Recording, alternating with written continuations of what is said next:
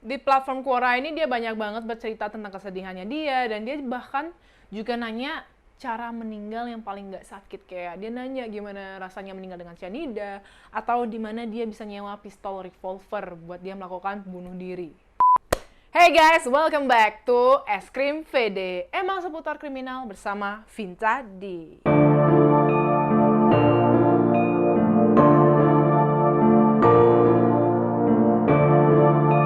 Di Es Krim VD kali ini, aku mau ngebahas tentang Novia Widyasari, seorang perempuan yang waktu ini menjadi viral di Twitter karena kasusnya dia yang melakukan bunuh diri.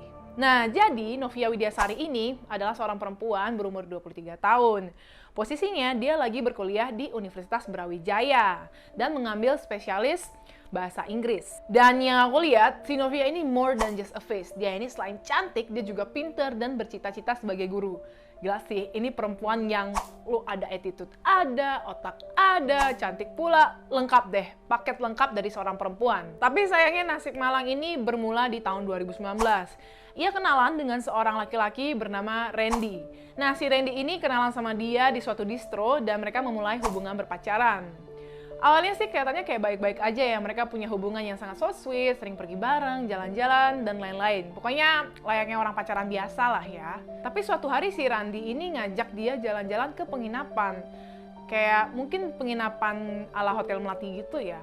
Sesampainya di penginapan ini, si Novia dipaksa minum suatu obat tidur dan ini membuat dia tertidur.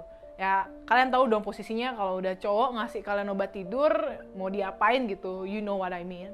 4 bulan waktu berselang, nah si Novia ini sadar kok gue nggak datang bulan ya. Ternyata pas dia tes, dia hamil guys. Dia hamil karena waktu dia tidur itu, si Randy menyetubuhi dirinya. Dan tentu dong sebagai pacar, dia minta pertanggungjawaban ke Randy. Tapi di sini Randy kayak nggak mau bertanggung jawab. Akhirnya Randy dan juga Novia menghadap orang tuanya Randy. Nah pas dia bertemu nih sama orang tuanya Randy, orang tuanya sih bilang kayak, oke lah kita akan bertanggung jawab, tapi mau bertemu dulu sama orang tuanya Novia. Posisinya, Novia ini ayahnya udah meninggal, jadi dia cuma punya ibu aja. Pas orang tuanya Randy ini ketemu sama mamanya Novia, ternyata mereka nih ngomongnya kayak ngalur ngidul gitu loh, kayak nggak jelas to the point bahwa si Novia ini lagi hamil. Mereka ini sama sekali nggak ngomongin hal tersebut.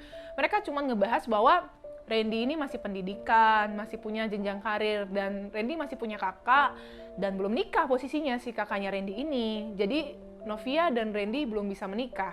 Kayak Maya Novia di sini nggak sadar bahwa pada saat itu Novia lagi hamil.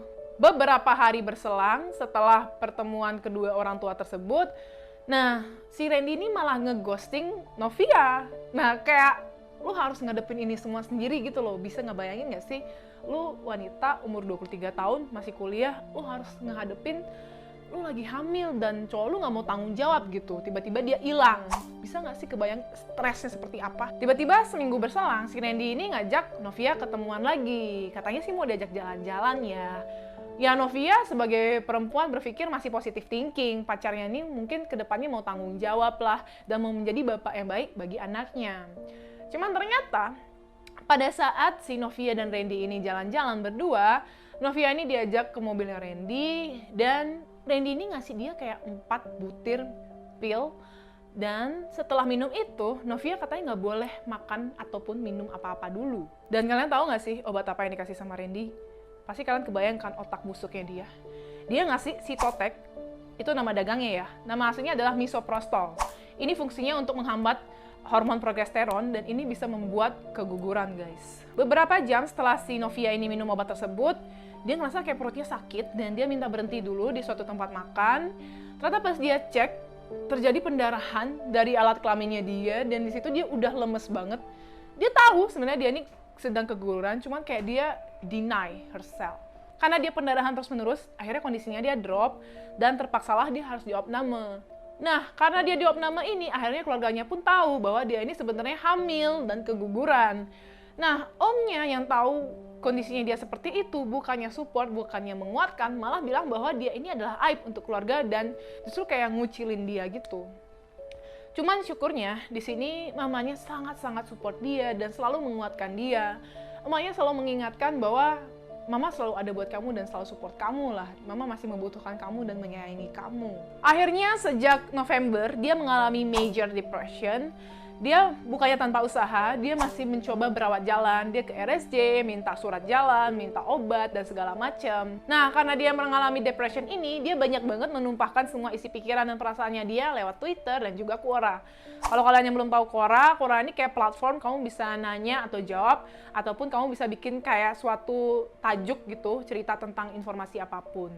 Nah, biasanya orang-orang di Quora ini orang-orang yang suka baca, suka nulis, nah ini cocok banget buat kalian. Di platform Quora ini dia banyak banget bercerita tentang kesedihannya dia, dan dia bahkan juga nanya cara meninggal yang paling nggak sakit. Kayak dia nanya gimana rasanya meninggal dengan cyanida, atau di mana dia bisa nyewa pistol revolver buat dia melakukan bunuh diri. Beberapa kali juga pasca pertemuannya dia dengan keluarganya Randy, nah si Novia ini tetap berusaha kayak minta pertanggungjawaban dari keluarganya Randy. Cuman orang tuanya Randy ini kayak udah angkat tangan aja, nggak mau tahu urusan anaknya dia yang melakukan kejahatan pemerkosaan tersebut.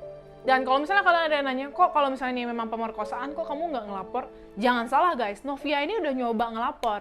Dia mencoba ngelapor ke Propam. Jadi Propam ini kayak divisi di dalam kepolisian yang tugasnya itu adalah menjaga kedisiplinan para polisi. Tapi entah karena apa, Propam ini kayak nggak ada kelanjutannya tentang kasus Novia ini. Ya hasilnya nihil.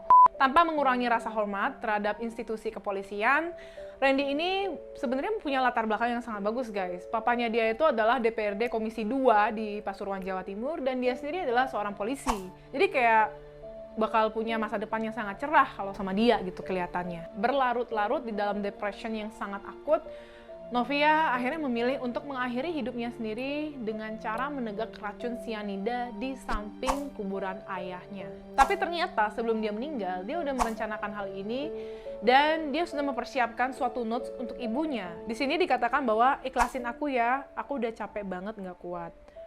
Aku ketakutan sendiri setiap hari. Terima kasih untuk segala hal yang Mama lakukan untuk aku.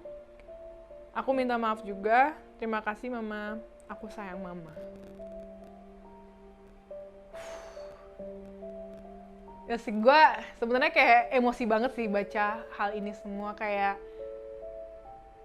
karena sesama perempuan dan aku ngerasa kayak apa yang dilewatin sama Novia ini sangat-sangat berat untuk segala umur ya, bukan cuma untuk orang umur 23 tahun. Kayak it's all a big burden, dan pastinya kamu sangat butuh support dari orang-orang terdekat kamu.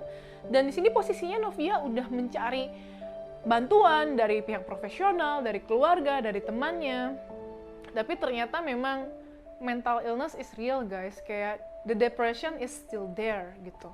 Dan akhirnya di tanggal 4 Desember malam, kepolisian melakukan konferensi pers di mana di sini mereka akhirnya mendeklar bahwa Randy ini memang bersalah sesuai dengan Perkap nomor 14 tahun 2011. Dan disebutkan bahwa hukuman yang akan didapat oleh Randy kemungkinan adalah 5 tahun penjara.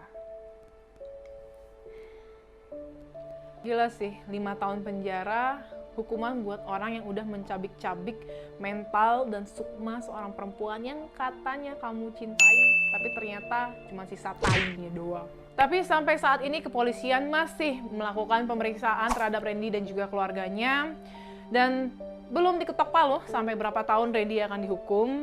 Cuman aku pengen tahu dari pendapat kalian, sebenarnya kalau udah kasusnya seperti ini, baiknya gimana? Apa yang paling adil hukuman yang didapatkan untuk Randy? Kalian boleh komen di bawah, aku buka comment section aku sebagai forum diskusi. Thank you for watching. Nah, kalau kalian punya cerita horor, kriminal, ataupun ada cerita pribadi kalian yang mau aku angkat, tapi kalian anonimus, jangan takut. Kalian tinggal DM aja ke aku di Vinta Devina, atau bisa juga kalian email ke contact.vintadevina@gmail.com. Dan kalau kalian kepo dengan versi shortnya, kalian bisa cek TikTok aku. So, see you on next video. Bye-bye.